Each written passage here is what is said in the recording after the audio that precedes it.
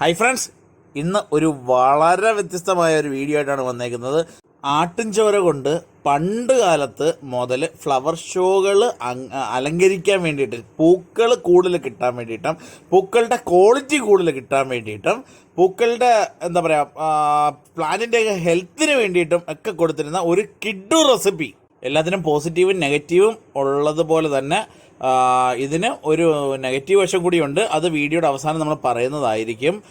അന്നേരം നമുക്ക് വീഡിയോയിലോട്ട് തുടങ്ങാൻ സാധിക്കുന്നത്, ആദ്യമായിട്ട് നമ്മൾ എടുക്കുന്നത് ഒരു 50 മില്ലി അളക്കാൻ പറ്റുന്ന ചെറിയ ഒരു പാത്രം പോലെ എന്തെങ്കിലും ഒന്ന്, അതിനകത്തേക്ക് ഒരു 50 മില്ലി ആട്ടിൻചോര എടുക്കുക. അത് കട്ടിയാവാത്തത് വേണം, കട്ടിയാവാത്തത് വെള്ളം ഡൈല്യൂട്ട് ആവാത്തത് എടുക്കുക. അതിനെ എടുത്തതിന് ശേഷമായിട്ട് ചെറുതായിട്ട്, ഒരുപാട് വെയിലുള്ളിടത്ത് വെക്കരുത്, ചെറിയ വെയിൽ ഭാഗത്ത് വെച്ച് വേണം ഇത് ചെയ്യാൻ. കാര്യം എന്ന് പറഞ്ഞു കഴിഞ്ഞാൽ ഒരുപാട് മൈക്രോ ഓർഗാനിസംസ് ഒക്കെ അതിനകത്ത് ഫോം ചെയ്യാനായിട്ടുള്ളതാണ്. അതിനാൽ അതിനെ എടുത്ത് നമ്മളൊരു 10 ലിറ്ററിൻ്റെ ബക്കറ്റിനകത്ത് ഒഴിച്ചു. 10 ലിറ്ററിൻ്റെ ബക്കറ്റിനകത്തേക്ക് ഒഴിച്ചതിന് ശേഷമായിട്ട് നമ്മൾ വേണമെന്നുണ്ടെങ്കിൽ അത് ഞാനൊന്ന് കാണിച്ചു തരാം. ഇത് ഒരു 50 മില്ലി 70 മില്ലി 100 മില്ലി കണ്ടുള്ള ഒരു ചെറിയ ഒരു അളവുകോലാണ്. അതിനകത്തേക്ക് നമ്മൾ നോക്കുന്നു, അത് ഓപ്പോസിറ്റ് നോക്കുന്നത് 75 100 മില്ലി ഉള്ളതാണ്. അതിനകത്ത് 50 മില്ലി നമ്മൾ എടുത്തു.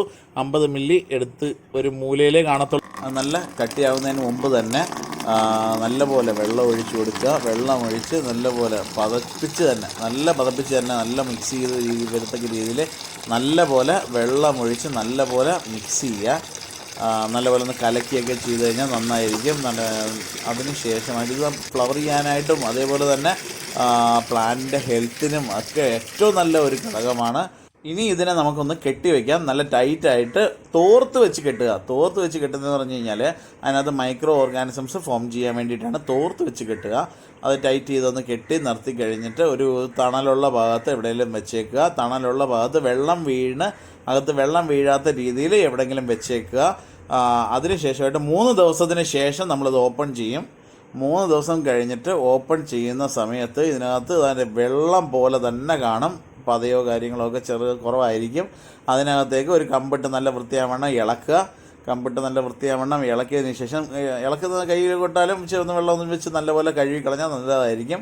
അതേപോലെ തന്നെ ഇതിനെ എടുത്തതിന് ശേഷം നമ്മൾ വെള്ളത്തിൽ ലയിപ്പിച്ചും കൊടുക്കാം. റോസിനാണെന്നുണ്ടെങ്കിൽ ഏകദേശം 10 ലിറ്ററിൻ്റെ ബക്കറ്റ് ആയതുകൊണ്ട് കുറേശ്ശെ കോരി ഒഴിച്ചു കൊടുത്തു കഴിഞ്ഞാൽ കുറച്ച് ഒരു 100 മില്ലി വീതം എല്ലാ ചെടിക്കും ഒന്ന് ഒഴിച്ചു കൊടുക്കുക. ചെറിയ തൈകളൊക്കെ ആണെന്നുണ്ടെങ്കിൽ ഒരു 50 മില്ലി. ഇതിനകത്ത് നമ്മളില്ല ഡച്ച്മാൻ സ്ട്രൈപ്പാണ്, ഇതിൻ്റെ വീഡിയോ നമ്മൾ നേരത്തെ ഇട്ടിട്ടുണ്ട്. അതിന് നമ്മൾ കുറച്ച് ഒഴിച്ചു കൊടുത്തിട്ടുണ്ട്.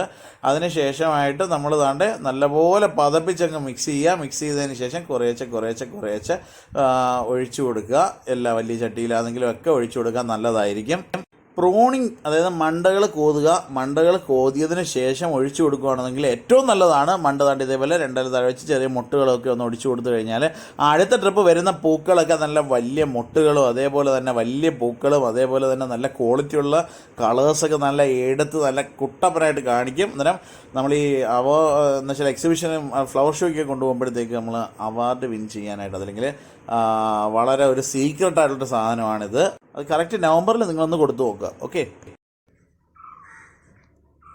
ചോര വെള്ളം ആണ് ഒഴിക്കുന്നത്. നമ്മൾ ഒഴിച്ച് അതിൻ്റെ മണ്ട നമ്മൾ വെട്ടിക്കുന്നുണ്ടോ, ഇത് പുതിയ മുട്ടുകൾ നുള്ളുവാണ്. ഈ മുട്ട് നുള്ളെന്ന് പറഞ്ഞാൽ അടുത്ത ബ്രാഞ്ചസ് ആവാൻ വേണ്ടി. ഇത് 30 രൂപയുടെ പ്ലാന്റാണ്. പിന്നെ ചെയ്യേണ്ടതെന്ന് പറഞ്ഞാൽ മരുന്ന് നിന്നടിക്കാൻ ആരും പറയത്തില്ല. ഇൻഡോഫിലും റോവറും കറക്റ്റായിട്ട് തീർന്നു. ഇത്രയേ ഉള്ളൂ പരിപാടി. ഇത് കറക്റ്റായിട്ട് 15 ദിവസം കൂടെ ചെയ്താൽ സക്സസ് ആവും. നല്ല വെയിലത്ത് വേണം പ്ലാന്റ് വെക്കേണ്ടത്. ഈ മുട്ടൊക്കെ കരിഞ്ഞിരിക്കുന്നുണ്ടല്ലോ, അതിനൊക്കെ ഈ മരുന്ന് കറക്റ്റായിട്ട് സ്പ്രേ ചെയ്താൽ ഈ കുരുടലൊക്കെ മാറിക്കിട്ടും. അതായി വീണ്ടും മുട്ടൊടിക്കും ഞങ്ങൾ. ഈ പൂവൊക്കെ കാണുമ്പോൾ ആൾക്കാർ അയ്യോ അമ്മയെന്നൊക്കെ കിടന്ന് വിളിക്കുന്നുണ്ട്. എന്നാലും ഞങ്ങളിത് ഒടിക്കുകയാണ്. കുരുടലായതുകൊണ്ട് ഒടിക്കുകയാണെന്നേ ഉള്ളൂ. എന്നിട്ട് മരുന്ന് കറക്റ്റായിട്ട് സ്പ്രേ ചെയ്യുക. തീർന്നു. അതായത് പ്രാണികൾ പറന്നു പോകും. ഇൻഡോഫിലും റോവറും കറക്റ്റായിട്ട് സ്പ്രേ ചെയ്താൽ മാത്രമേ അത് സക്സസ് ആവത്തുള്ളൂ. കണ്ടല്ലോ, ഇത് നമ്മളൊരു ചെറിയൊരു ടെക്നിക്കാണ്. ഇതേപോലുള്ള നല്ല ക്വാളിറ്റിയുള്ള പൂക്കളും നല്ല വലിയ പൂക്കൾ കിട്ടാൻ വേണ്ടി ഒരുപാട് ആളുകൾ ചോദിച്ച് കമൻറ്റ് ബോക്സിൽ ഒരുപാട് പേര് ചോദിച്ച ഒന്നാണ്, എങ്ങനെയാണ് വലിയ പൂക്കൾ കിട്ടുക. ഇങ്ങനെയാണ് വലിയ പൂക്കൾ കിട്ടാനായിട്ട് നമ്മൾ ഷോകളിൽ